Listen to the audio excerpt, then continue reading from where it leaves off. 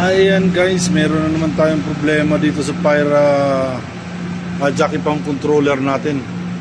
Ayan, kung mapapansin nyo guys, ayan napakababa nung reading niya ng pressure.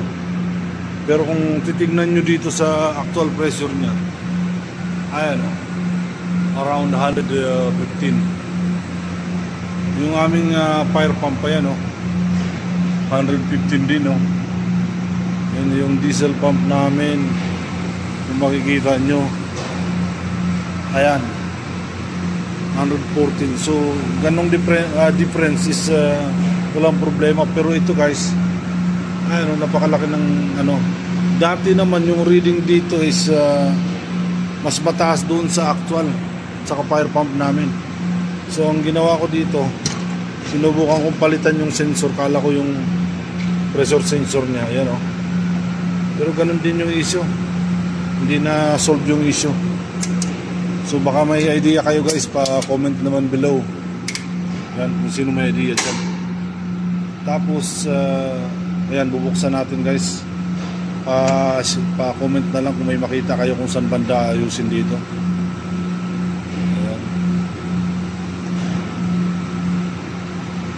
Yan, kung may makita kayo kung saan banda dyan guys, comment. Ito yung start point natin guys, 90 PSI. And then ang ating cut off is ayan 10. Kung mapapansin nyo guys, mababa, 10 lang kasi differential setting to. Yung 10 na yan is 100 PSI, equivalent to 100 PSI yan. Halimbawa, basta ang tandaan nyo guys, 0001 is equivalent to 1 PSI. So ayan, kung gusto nyo ng 115 na cut off from 90 to 115, so kailangan yung lagyan dito 15. Ayan, 15 PSI ilalagay nyo dyan. So 10 is to 100 para madaling tandaan. So low input yan pero high output.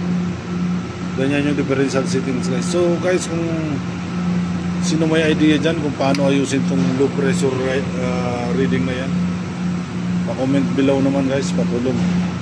Ayan, ayan yung issue namin ngayon.